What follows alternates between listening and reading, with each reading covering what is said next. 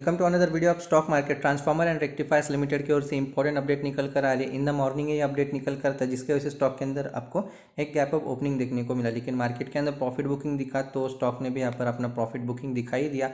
And क्या है वो अपडेट, उस अपडेट को भी हम लोग कवर कर लेंगे। और साथ ही साथ मैंने भी कुछ परचेसमेंट इस स्टॉक के अंदर किया है, क्योंकि हाई लेवल के ऊपर ही मेरा यहाँ पर बाइंग प्राइस था, तो यहाँ पर मैंने कूल ऑफ होने के लिए कुछ एवरेजिंग इस कंपनी में हो जाए, इसी की वजह से मैंने यहाँ पर कुछ आज इस कंपनी के अंदर क्वांटिटीज़ भी ऐड कर दिया। ठीक है, और हम लोग कंपनी के टेक्निकल लेवल्स को भी हम लोग डिस्कस कर लेंगे कि टेक्निकल इस कंपनी के अंदर क्या लेवल्स आपको देखने को मिल सकते हैं, क्या सपोर्ट जोन रहेगा और कौन से सपोर्ट यानी कौन से रेजिस्टेंस के ऊपर कंपनी जाने के बाद आपको एक बाउंस बैक दिखाएगी, तो वो भी हम लोग एक बार चेकआउट कर लेंगे। और साथ ही साथ यहाँ पर करंट क्वार्टर के अंदर यानी फेब मंथ के अंदर यहाँ पर कुछ म्यूचुअल फंड ने भी इस स्टॉक के अंदर अपनी होल्डिंग्स को यहाँ पर बढ़ाया हुआ है, फ्रेश भी ऐड ऑन किया हुआ है, तो वो सारा कुछ हम लोग इस वीडियो में डिस्कस कर लेंगे। और साथ ही साथ यहाँ पर जो है पब्लिक की होल्डिंग 25% थी, वो घटकर अभी मात्र आपको 16% होते हुए देखने को मिली है।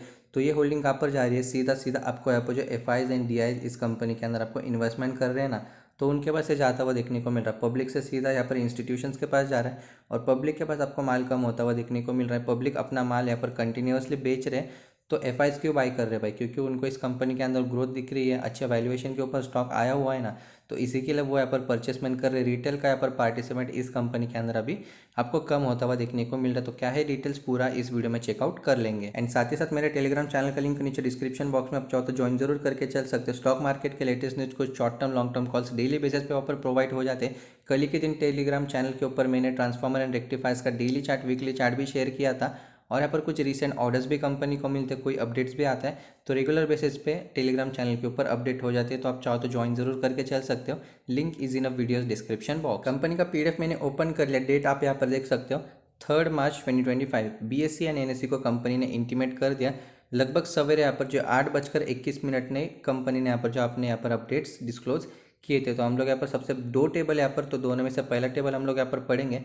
तो कंपनी को यहाँ पर जो है अडानी ग्रुप से एक ऑर्डर रिसीव होते हुए देखने को मिला है, supply of transformers and reactors. अगर हम लोग ऑर्डर वैल्यू की बात करें तो इंक्लूड जीएसटी 272 करोड़ की कंपनी को ऑर्डर्स रिसीव होते हुए देखने को मिले। और यहाँ पर सप्लाई की बात करें तो फाइनेंशियल ईयर 2026 एंड तक ये कंपनी को यहाँ पर जो है सप्लाई आपको करना है। आप यहाँ पर देख सकते हैं delivery of the transformer by next financial year. और हम लोग यहाँ पर दूसरे ऑर्डर की बात करें, ऑर्डर इनको मिला है अल सबा ग्रुप की तरफ से ऑस्ट्रेलिया। ये आपको इंटरनेशनल एंटिटी देखने को मिलती है। ऑर्डर का जो वैल्यू है 78 करोड़ का है। और यहाँ पर हम लोग ऑर्डर की रिलेटेड बात करें तो सप्लाई ऑफ ट्रांसफार्मर, ये भी आपको ट्रांसफार्मर रिलेटेड ही इस कंपनी को ऑर्डर रिसीव होते हुए देखने को मिला। अगर डिलीवरी की बात करें तो 2026 तक, यानी जो फाइनेंशियल रहेगा ना नेक्स्ट वाला, अभी जो मार्च के बाद लगेगा, अप्रैल से स्टार्ट होगा, तो वहाँ तक ही ये भी कंपनी को डिलीवर करना है। आप यहाँ पर देख सकते हो the delivery of transformers by next financial year. And promoter ने भी यहाँ पर कुछ कहा, तो promoter group companies does not have any interest in the entities that awarded the orders. तो यहाँ पर जो है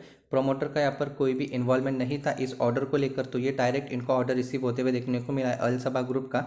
और अडानी की बात करें, अडानी ग्रुप की, तो वहाँ पे भी यहाँ पर प्रोमोटर ग्रुप का कोई भी यहाँ पर इन्वॉल्वमेंट नहीं था, ये भी ऑर्डर इनको डायरेक्ट रिसीव होते हुए देखने को मिला है। तो ये कुछ प्रोमोटर के भी तरफ से आपको यहाँ पर जो है कुछ गाइडलाइंस आपको इशू होते हुए देखने को मिले। और टोटल ऑर्डर की बात करें तो 350 करोड़ का कंपनी को आज के दिन आपको ऑर्डर रिसीव होते हुए देखने को मिला, टोटल 2 ऑर्डर्स को कंबाइन करके।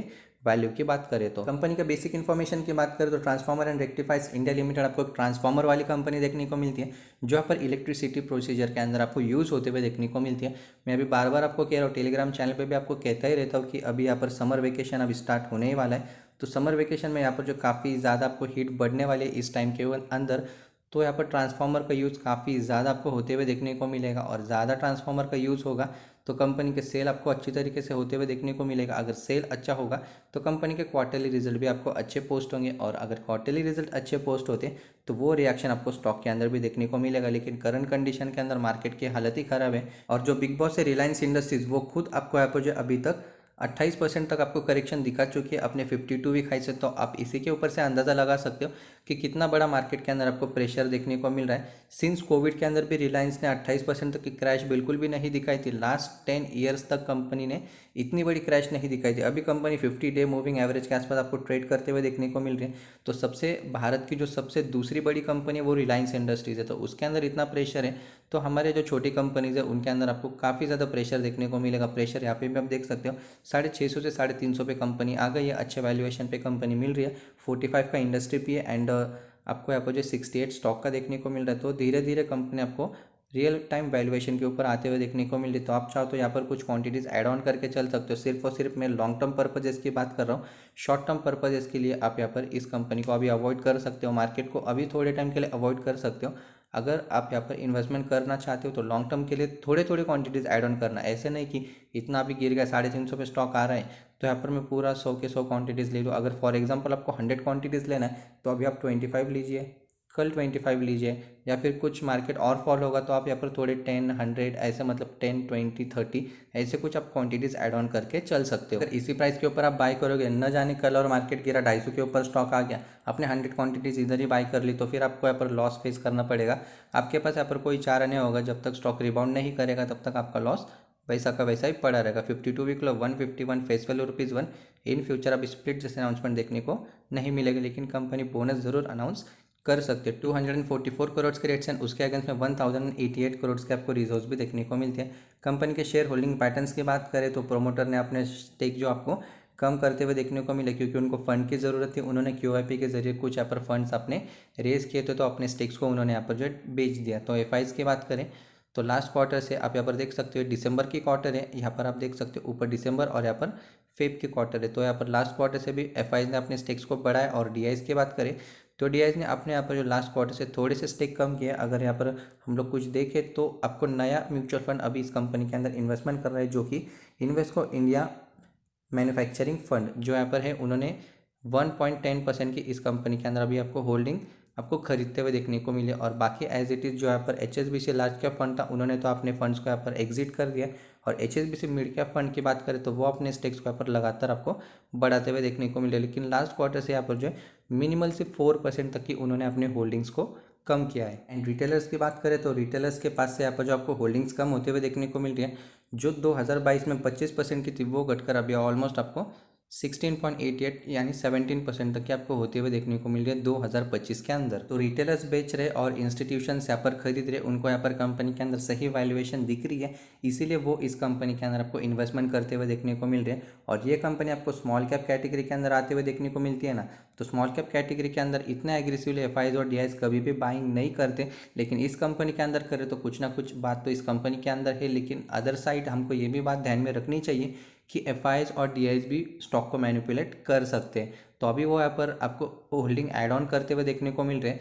जब यहाँ पर उनका प्रॉफिट बन जाएगा, स्टॉक यहाँ से अभी 1000 रुपीज़ के आसपास भी चला जाएगा, तो फिर वो अपने स्टेक्स को यहाँ पर रिड्यूस करना भी चालू कर सकते हैं। जो यहाँ पर FIs नेट बायर आपको देखने को मिल रहे हैं, वो आपको धीरे धीरे नेट सेलर भी देखने को मिलेंगे। लेकिन हम लोग लॉन्ग टर्म इन्वेस्टर है, तो हमारा तो काम ही है कि स्टॉक को होल्ड करना। लेकिन FIs जब उनके रिटर्न्स बन जाते हैं तो वो लोग एग्जिट भी कर लेते हैं। लेकिन करंट सीनियर में ऐड कर रहे तो अभी यहाँ पर कुछ हमको वैल्यूएशंस नजर आ रही है ट्रांसफार्मर एंड रेक्टिफायर्स लिमिटेड के अंदर। वीडियो वाइंड अप करने से पहले कंपनी का हम लोग पहले चार्ट पैटर्न देख लेते हैं। तो इसके लिए हम लोग डे वाला चार्ट पैटर्न लेंगे और यहाँ पे हमको कुछ चीज़ें देखने को मिल रही है। मैंने प्रीवियस वीडियो में भी आपको मार्क करके बताया हुआ था, तो अभी उसी ट्रेंड लाइन को कंपनी फॉलो करके चल रही है। 52 वीक हाई तो आपको कंपनी का पता ही है 650 के आसपास है, और अभी कंपनी अपने सेकंड सपोर्ट के आसपास आपको ट्रेड करते हुए देखने को मिल रही है। सेकंड सपोर्ट जो कंपनी का है 350 के आसपास है, जो हमने लास्ट वीडियो में कवर किया था। ये वाला पहला सपोर्ट, ये वाला दूसरा, और सबसे जो साइकोलॉजिकल सपोर्ट है वो आपको यहाँ पर जो 300 रुपीज़ का देखने को मिल रहा है। तो यहाँ पर अगर मार्केट के अंदर प्रेशर होगा तो 300 तक के भी लेवल्स कंपनी दिखा सकती है। लेकिन अभी के टाइम पे यहाँ पर जो स्ट्रॉन्ग सपोर्ट आपको देखने को मिल रहा है,